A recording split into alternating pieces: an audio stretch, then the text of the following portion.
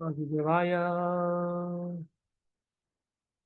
नमामि विष्णुपादाय कृष्णपृष्ठाय भूतले श्रीमद् वेदांत स्वामिनिति नामिने नमस्ते सरस्वती देवे गौरवाणी प्रचारिणे विशेषणिवादिपास्वादिनेश्वरणे जय श्री चैतन्य प्रभु नित्यानंद श्री अद्वैत गदाधर श्री गौर भक्तवृंद हरे कृष्ण कृष्ण कृष्ण हरे हरे राम राम राम राम हरे हरे।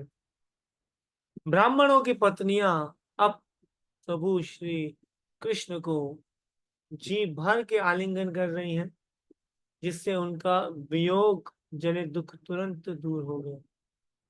वे उन ऋषियों की तुल्य थी जो अपने उन्नत ज्ञान के कारण परमेश्वर के साथ तदाकार हो जाते हैं, क्योंकि परमात्मा जन जन के हृदय में विराजते हैं। अतः भगवान कृष्ण उनके मन की बात जान गए। वे अपने संबंधियों, पतियों, पिताओं, भाइयों के बरजने के बावजूद एवं समस्त गृह कार्यों को छोड़कर आई थी। वे अपने प्राण प्यारे को मात्र देखने आई थी। वास्तव में वे भगवत गीता में कृष्ण द्वारा किए गए इस उपदेश का पालन कर रही थी कि मनुष्य को चाहिए कि सारे कर्म तथा धर्म त्याग कर उनकी शरण में जाए। कौन सा श्लोक है?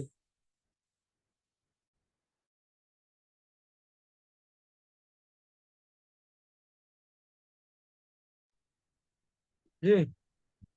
हरे कृष्णा प्रभु जी, दंडवत प्रणाम। सर्वधर्मान् परित्यज्य मामेकं शरणं व्रज अवम अहम तम सर्व पापेभ्यो मोक्षयिष्यामि मा शुचः। बहुत अच्छा, बहुत अच्छा, वंडरफुल।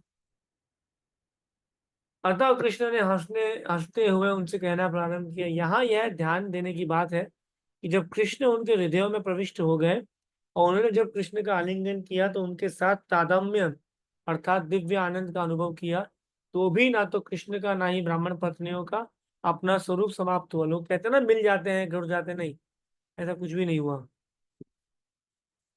या भगवान तथा ब्राह्मण पत्नियों दोनों की ही व्यक्तिगत अस्तित्व बना रहा, फिर भी उन्होंने एकात्मा का अनुभव किया। जब कोई प्रेमी अपनी प्रेमिका को स्वात्म का विचार किए बिना समर्पण कर देता है तो वो एक आत्मा कहलाती है। भगवान चैतन्य ने हमें शिक्षाश्रम में अपने एक आत्मा का पाठ सिखाया है। कृष्ण स्वेच्छा से कृष्ण स्वेच्छा से जो भी कहे वो कर सकते हैं, क्योंकि वो भगवान है ना। किंतु भक्तों को उनकी इच्छाओं के साथ सदा एक रूप होना चाहिए। यही एकात्मता ब्राह्मण पत्नियों द्वारा कृष्ण के प्रेम में प्रदर्शित हुआ। कृष्ण ने उनका स्वागत इन शब्दों से किया। हे ब्राह्मण पत्नियों, आप सभी अत्यंत भाग्यशालिनी हैं। मैं आपका स्वागत करता हूँ। कृपया बताइए कि मैं आपकी क्या सेवा करूं। आप सारे बंधुओं तथा परिवार, पिता, भाई और पति के व्यवधानों की उपेक्षा करके मेरे दर्शन के लिए यहाँ आई हैं। यह उचित ही है। जो ऐसा करता है वह अपने हित को वास्तव में जानता है, क्योंकि किसी मंतव्य या बंधन के बिना मेरी दिव्य प्रेम भक्ति करना वास्तव में जीवों के लिए कल्याणकारी है। श्री कृष्ण यह इसकी पुष्टि करते हैं कि भगवान के प्रति समर्पण करने से बद्ध जीव उच्चतम सिद्ध अवस्था तक पहुंच जाता है। मनुष्य को चाहिए कि वह अन्य सारी जिम्मेदारियां त्याग दे। बद्ध जीवों के लिए भगवान के प्रति पूर्ण समर्पण अत्यंत शुभ मार्ग है, क्योंकि परमेश्वर ही प्रेम के परम लक्ष्य है। अंततः हर कोई कृष्ण को अपने ज्ञान के विकास के अनुसार प्यार प्यार करता है। And then these are talking about that। फिर बाद में कृष्ण ने कहा, हे ब्राह्मण पत्नियों, अब आप अपने घर जाएं। आप अपने को यज्ञ कर्मों में लगाएं और अपने पतियों द्वारा गृहस्थी की सेवा में लग जाएं, जिससे आपके पति आपसे प्रसन्न हो। उन्होंने जो यज्ञ प्रारंभ कर रखा है वो समुचित रीति से संपन्न हो सके। आखिर आपके पति गृहस्थ हैं और आपके बिना निर्धारित कार्यों को कैसे पूरा कर सकते हैं? तो उन ब्राह्मण पत्नियों ने उत्तर दिया, हे स्वामी, इस तरह का आदेश आपको शोभा नहीं देता। आपका शाश्वत वचन है कि आप अपने भक्तों की सदैव रक्षा करते हैं, अतः आप अब इस वचन को पूरा कीजिए। जो भी आपके पास आकर आत्मसमर्पण करता है वह इस संसार के बद्ध जीवन में फिर नहीं लौटता। हमें आशा है कि आप अपने वचन को पूरा करेंगे। हमने आपके उन चरण कमलों में आत्मसमर्पण किया है जो तुलसी दल से आवृत है। अतः हम फिर से अपने तथाकथित संबंधियों, मित्रों तथा समाज के बीच लौटना नहीं चाहते हैं और आपके चरण कमल छोड़ना नहीं चाहते हैं। और हम घर जाकर करेंगे ही क्या? हमारे पति, पिता, भाई, पुत्र, माता, मित्र हमें घर पर पुनः स्वीकार नहीं करेंगे, क्योंकि हमने उन सबको पहले ही त्याग रखा है। अतः अब हमारे पास कोई सहारा नहीं है, अतः आप कृपा करके हमें घर जाने के लिए ना कहें, अभी तो आपके चरण कमलों में ही बने रहने की व्यवस्था करें, जिससे हम आपके संरक्षण में बने रहें। भगवान ने उत्तर दिया, हे ब्राह्मण पत्नियों, आप शाश्वत आश्वत रहें कि घर लौटने पर आपके पति आपकी उपेक्षा नहीं करेंगे और ना आपके भाई पुत्र या पिता आपको ग्रहण करने से इनकार करेंगे, क्योंकि आप सब मेरे शुद्ध भक्त हैं। न केवल आपके संबंधी अपितु सामान्य जन तथा देवता तक आपसे प्रसन्न होंगे। कृष्ण जन then Krishna is making them understand कि आप जाइए, जाने से बेटर है, क्योंकि कभी भी जो व्यक्ति भगवान कृष्ण के तरफ लग गया है उसको कोई रिजेक्ट नहीं करेगा। तो भगवान ये बता रहे हैं कि don't worry, you will not be rejected. भगवान द्वारा उपदेश दिए जाने के बाद वे सब अपने अपने पतियों के घर वापस आ गई। अपनी पत्नियों के घर वापस आने से प्रसन्न ब्राह्मणों ने शास्त्र अनुमोदित विधि के साथ साथ बैठकर इसे साथ साथ बैठकर यज्ञ पूरा किया। ऐसा क्या समझ में आया कि क्या कर रहे थे ब्राह्मण लोग? ब्राह्मण की पत्नियों के आने के बाद क्या किया उन्होंने? What did they do? उन्होंने यज्ञ संपन्न किया अपनी पत्नियों को साथ बिठाकर, राइट।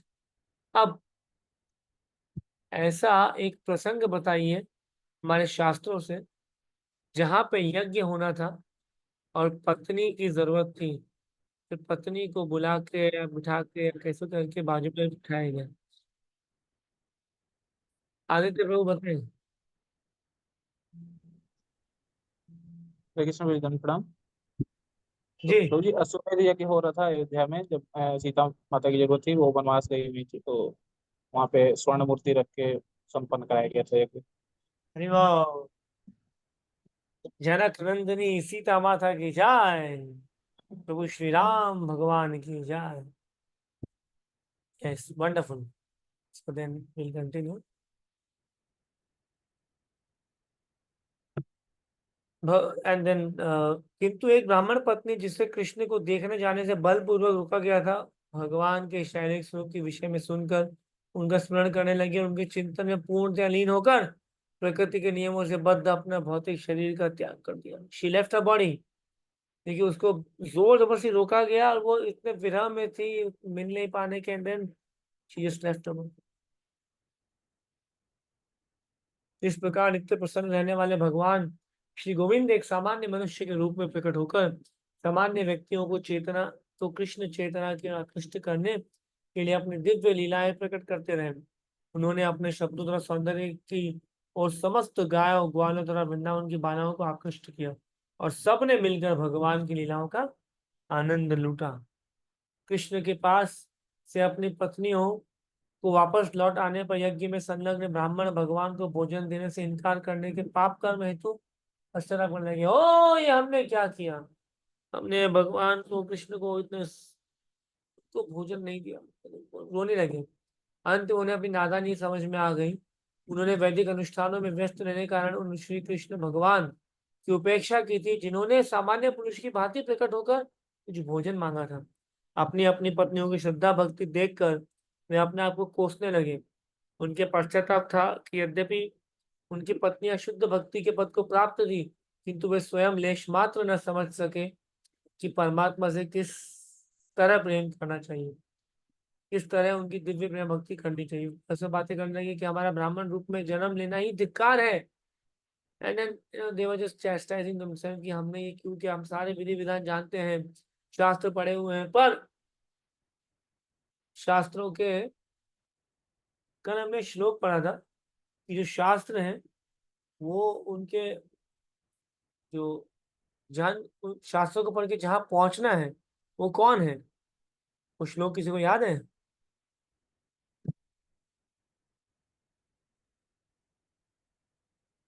ओके, इसलिए श्लोक पे हो। प्रभु जी, वो वेदैश्च सर्वैर अहमेव वेद्यो। यस यस, वैदेश सर्वे अहमेव वेदो। वेदों का सार कौन है? मैं। मैं नहीं, भगवान कृष्ण। ठीक है, very important. Thank you so much श्लोक प्रभु।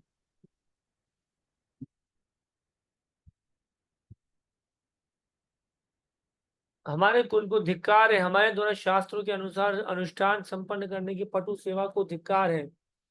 इस सबको धिक्कार है क्योंकि हमने उस भगवान के प्रति प्रेम भक्ति विकसित नहीं की जो मन, शरीर और इंद्रियों के परे है। वैदिक अनुष्ठानों में पटु ब्राह्मणों का क्षोभ उचित ही था, क्योंकि कृष्ण भावना में उत्पन्न किए बिना समस्त धार्मिक कृत्य को करना समय तथा शक्ति का अपव्यय मात्र है। मतलब it is only and only waste of time, waste of time. वे परस्पर बातें करते रहे कि कृष्ण की बहिरंगा शक्ति इतनी प्रबल है कि वह बड़े योगी में भी मोह उत्पन्न कर सकती है। यद्यपि हम पटु ब्राह्मण मानव समाज के अन्य सभी वर्गों के शिक्षक माने जाते हैं, किंतु इस बहिरंगा शक्ति द्वारा भी हम मोहित हो चुके हैं। जब जरा इन स्त्रियों को देखिए, वे कितनी भाग्यशाली हैं जिन्होंने भगवान श्री कृष्ण के प्रति अपना जीवन समर्पित कर दिया है और किसी दूसरे के लिए कठिन, जो किसी और दूसरे के लिए कठिन होता है वह आसानी से कर दिखाया।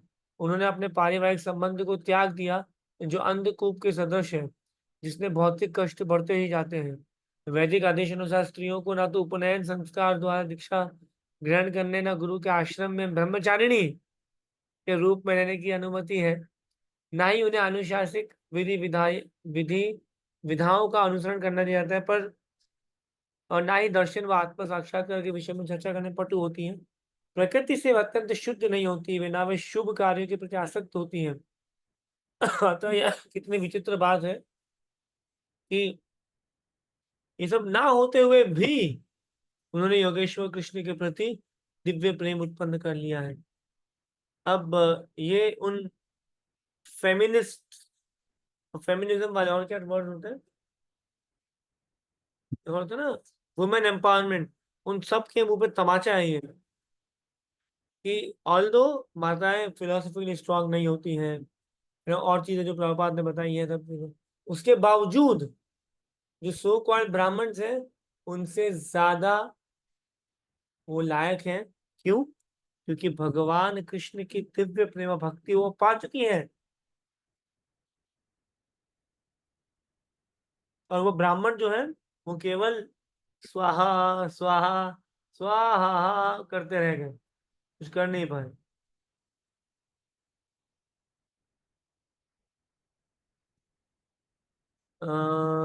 या यद्यपि हमें समस्त संस्कारों में निष्णात समझा जाता है, किंतु भौतिक जीवन के प्रति आसक्त रहने के कारण हम ये नहीं जान पाए कि वास्तव में उनका लक्ष्य क्या है।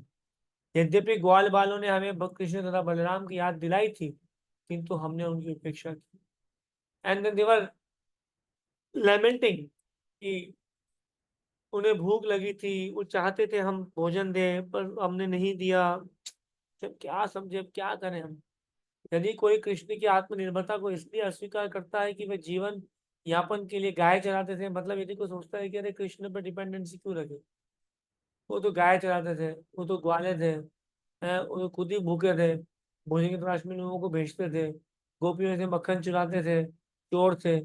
ये जान लेना चाहिए, ये जान लेना चाहिए कि लक्ष्मी जी उनकी सेवा में निरंतर लगी रहती है।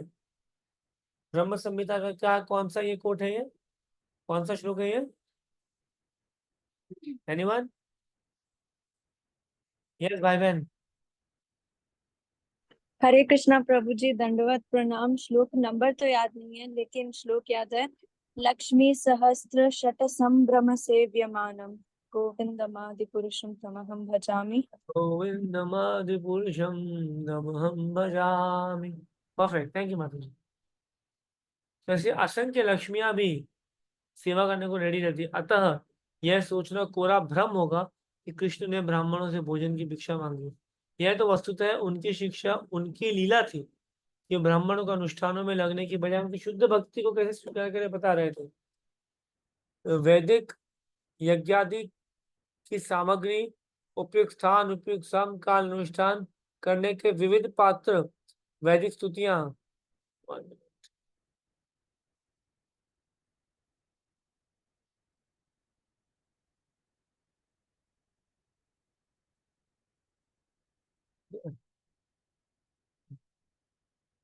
ये सब करके they were just doing the ritualistic thing. So Brahmins were ritual and Brahman Patiya were spiritual. Perfect. ब्राह्मणों ने कहा, चूंकि वे यदुकुल में बालक के रूप में प्रकट हुआ था, हम अज्ञानवश समझ नहीं पाए कि वे कौन है, ये भगवान है। क्योंकि साथ ही हमें गर्व है कि हमें इतनी महान पत्नियां मिली हैं कि हमारे कठोर विरोध की श्रृंखलाओं से न बंधकर भगवान के प्रति शुद्ध भक्ति भाव उत्पन्न कर सकी हैं।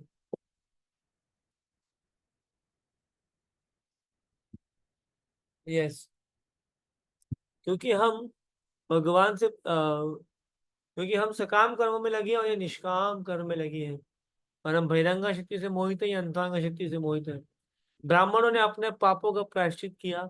वे स्वयं जाकर नमस्कार करना चाहते थे, किंतु कंस के भय से वे ना जा पाए। अभी भी देखो कंस का भय, क्या करें, और उनकी शरण स्वीकार न कर पाए। दूसरे शब्दों में, जब तक भक्ति के द्वारा शुद्ध ना हुआ जाए तब तक श्री भगवान की शरण में जाना कठिन है। विद्वान ब्राह्मण तथा उनकी पत्नियां इसका जीता जागता उदाहरण है।